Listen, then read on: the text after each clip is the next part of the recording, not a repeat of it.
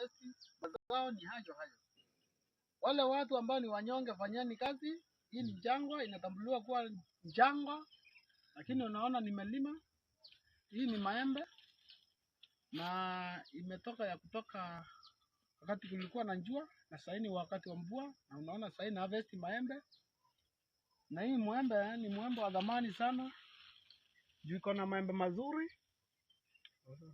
Iko na maembe mazuri na sasa ni pesa napata. Sawa wakulima na watu wote, vijana, wazee, msiwe wanyonge, fanyeni kazi ndio tuweze kusaidika ndani ya maisha. Juu hii mwembe wangu nilipanda na sasa unaona na harvest maembe. Ninaweza kutoka soko na nipate chakula ya siku. Sasa vijana tusilale, tufanye kazi wakati sana sana msimu wa mvua ambao kuna mvua umenyesha, na tunahitaji kufanya kazi, tulime. Ukulima ni kitu ya maana.